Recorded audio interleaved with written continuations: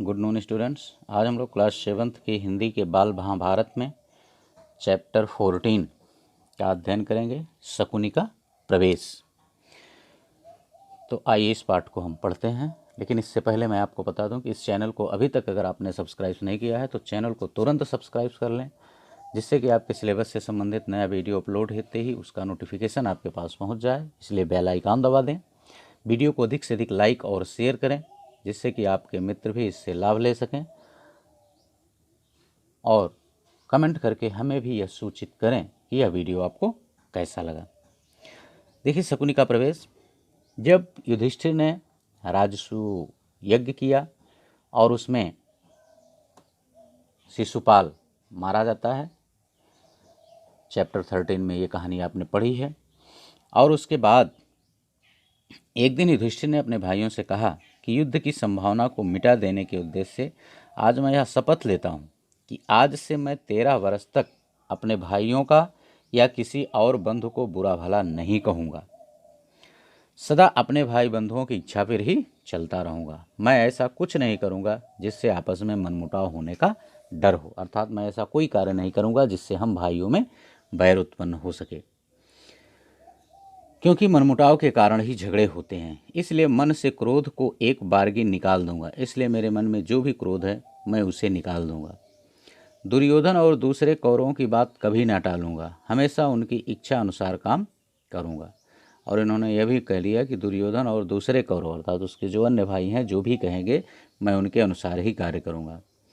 युधिष्ठिर की बातें उनके भाइयों को भी ठीक लगीं। वे भी इसी निश्चय पर पहुंचे कि झगड़े फसाद का हमें कारण नहीं बनना चाहिए। अन्य भाइयों ने युधिष्ठिर की बात की सुन करके भी समर्थन किया कि हाँ, ये सही है, हम ही हमेशा झगड़े का कारण बनते हैं, ऐसा नहीं होना चाहिए। उधर युधिष्ठिर भी चिंतित हो रहे थे कि कहीं कोई लड़ाई झगड़ा ना हो जाए, और इधर राजसूय यज्ञ का ठाट बाट तथा पांडवों की यश समृद्धि का स्मरण ही दुर्योधन के मन को खाए जा रहा था। इधर राजसूय यज्ञ करके भी युधिष्ठिर ने जो सम्राट पद प्राप्त किया था वो दुर्योधन को खल रहा था, कष्ट दे रहा था भीतर ही भीतर। और इधर युधिष्ठिर ने यह सोच लिया कि मैं कौरवों के अनुसार ही कार्य करूंगा, कोई ऐसा कार्य नहीं करूंगा जिससे लड़ाई झगड़ा ना हो। दुर्योधन ने यह भी देखा कि कितने ही देशों के राजा पांडवों के परम मित्र बन गए हैं।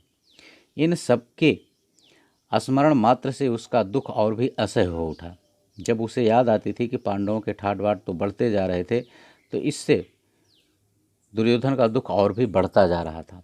पांडवों के सौभाग्य की याद करके उसकी जलन और बढ़ने लगती। अपने महल के कोने में इसी भांति चिंतित और उदास भाव से वह एक रोज खड़ा हुआ था कि उसे यह भी पता ना लगा कि उसकी बगल में उसका मामा शकुनी कब आकर के खड़ा हो गया, यानी अपने मामा के प्रवेश को भी वह नहीं जान सका। बेटा, यूं चिंतित और उदास क्यों खड़े हो? कौन सा दुख तुमको सता रहा है? शकुन ने पूछा।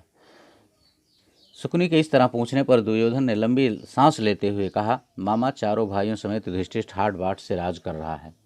यह सब इन आंखों से देखने पर भी मैं कैसे शोक ना करूं? मेरा तो अब जीना ही व्यर्थ मालूम होता है। शकुन दुर्योधन को सांत्वना देता हुआ बोला, बेटा दुर्योधन, इस तरह मन छोटा ना करो। आखिर पांडव तुम्हारे भाई ही तो हैं, उनके सौभाग्य पर तुम्हें जलन नहीं करनी चाहिए।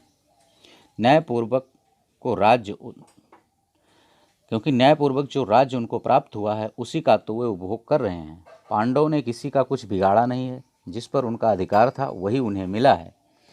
और अपनी शक्ति से प्रयत्न करके यदि उन्होंने अपना राज्य तथा सत्ता बढ़ा ली है तो तुम जी छोटा क्यों करते हो? और फिर पांडवों की शक्ति और सौभाग्य से तुम्हारा क्या बिगड़ता? अर्थात उससे तुम्हें कोई नुकसान भी नहीं है। तुम्हें किसी बात की कोई कमी नहीं है। द्रोणाचार्य, अश्वत्थामा तथा कर्ण जैसे महावीर तुम्हारे पक्ष में हैं। यही नहीं बल्कि मैं भीष्म, कृपाचार्य, जयद्रथ, सोमदत्त सब तुम्हारे साथ हैं। इन साथियों की सहायता से तुम सारे संसार पर विजय प्राप्त कर सकते हो, फिर दुख क्यों करते हो? यह सुनकर दुर्योधन बोला, जब ऐसी बात है तो मामा जी, हम इंद्रप्रस्थ पर चढ़ाई ही क्यों ना कर दें।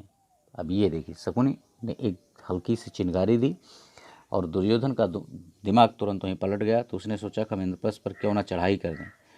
शकुन ने कहा, युद्ध की तो बात ही ना करो, वह खतरनाक काम है। तुम पांडवों पर विजय पाना चाहते हो तो युद्ध के बजाय चतुराई से काम लो। मैं तुमको ऐसा उपाय बता सकता हूँ जिससे बगैर लड़ाई के ही युधिष्ठिर पर सहज विजय प्राप्त की जा सकती है। दुर्योधन की आंखों में आशा की चमक उत्पन्न हो उठी और उसने उत्सुकता के साथ पूछा, मामा जी आप ऐसा उपाय क्या जानते हैं? शकुन ने कहा, दुर्योधन युधिष्ठिर को चौसर के खेल का बड़ा शौक है, पर उसे खेलना नहीं आता है। यानी वह चौसर खेलने का शौकीन है लेकिन खेलना नहीं जानता। हम उसे खेलने के लिए न्योता दें तो युधिष्ठिर अवश्य मान जाएगा। तुम तो जानते ही हो कि मैं मजा हुआ खिलाड़ी हूँ। तुम्हारी ओर से मैं खेलूंगा और युधिष्ठिर को हराकर उसका सारा राज्य और ऐश्वर्य बिना युद्ध के आसानी से छीन कर तुम्हारे हवाले कर दूंगा। अर्थात इस तरह हम चौसर में युधिष्ठिर को पराजित करके उनके राज्य आदि को दांव पर लगा करके वो तुम्हारे सुपुर्द कर दूंगा। इसके बाद दुर्योधन और शकुन धृतराष्ट्र के पास गए। शकुन ने बात छेड़ी, राजन देखिए,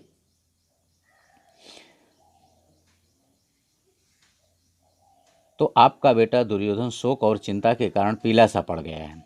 अंधे और बूढ़े धृतराष्ट्र को अपने बेटे पर अपार स्नेह था।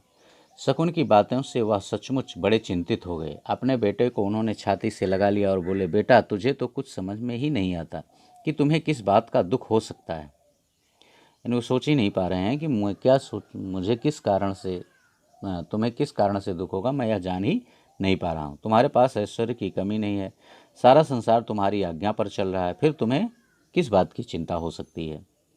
लेकिन शकुन ने धृतराष्ट्र को सलाह दी कि चौसर के खेल के लिए पांडवों को बुलाया जाए और वहीं पर शकुनी ने धृतराष्ट्र को ये बात समझा ली। दोनों के इस प्रकार आग्रह करने पर भी धृतराष्ट्र ने तुरंत हाँ नहीं कही। वह बोले, मुझे यह उपाय ठीक नहीं जच रहा है। मैं विदुर से भी तो सलाह कर लूँ, वह बड़ा समझदार है, मैं हमेशा से उसका कहा मानता आया हूँ। उससे सलाह कर लेने के बाद ही कुछ तय करना ठीक होगा। पर दुर्योधन को विदुर से सलाह करने की बात पसंद नहीं है। यानी दुर्योधन यह नहीं चाहता था कि पिताजी विदुर से सलाह लेने के बाद इस पर निर्णय लें। धृतराष्ट्र बोले, जुए का खेल बैर विरोध की जड़ होता है, इसलिए बेटा मेरी तो यह राय है कि तुम्हारा यह विचार ठीक नहीं है, इसलिए तुम इस विचार को ही त्याग दो। दुर्योधन अपने हट पर दृढ़ रहता हुआ बोला, चौसर का खेल कोई हमने तो ईजाद नहीं किया है, यह तो हमारे पूर्वजों का ही चलाया हुआ है। तो दुर्योधन तर्क देने लगा कि इसको तो मैंने चलाया नहीं, कि मैंने चौसर का खेल प्रारंभ किया, ये हमारे बुजुर्गों का खेल है। दुर्योधन के इस आग्रह करने पर आखिरकार धृतराष्ट्र ने घुटने टेक दिए। बेटे के आग्रह मानकर धृतराष्ट्र ने चौसर खेलने की अनुमति दे दी और सभा मंडप बनाने की भी आज्ञा दे दी गई। परंतु विदुर से भी उन्होंने इस बारे में गुपचुप सलाह ली। लेकिन धृतराष्ट्र ने चुपके से इस बारे में विदुर से मंत्रणा की। विदुर बोले, राजन सारे वंश का इससे नाश हो जाएगा, इसके कारण हमारे कुल के लोगों में आपसी मनमुटाव और झगड़े फसाद होंगे, इसकी भारी विपदा हम पर आएगी। ये विदुर की सलाह थी कि महाराज ये उचित नहीं है, क्योंकि हम पर इससे एक बड़ी विपदा आ सकती है। धृतराष्ट्र ने कहा, भाई विदुर, मुझे खेल का भय नहीं है, लेकिन हम क्या कर सकते हैं। सो तुम ही युधिष्ठिर के पास जाओ और उसे मेरी तरफ से खेल के लिए न्योता देकर बुला लाओ। अपने बेटे पर उनका असीम स्नेह उनकी कमजोरी थी और यही कारण था कि उन्होंने बेटे की बात मान ली। विदुर के उचित सलाह देने पर भी वे उससे सहमत नहीं हुए और उन्होंने विदुर से कहा कि तुम जाओ और युधिष्ठिर को इस चौसर के खेल के लिए आमंत्रित करो। ओके बच्चों, बस इस पार्ट में इतना ही। Thank you.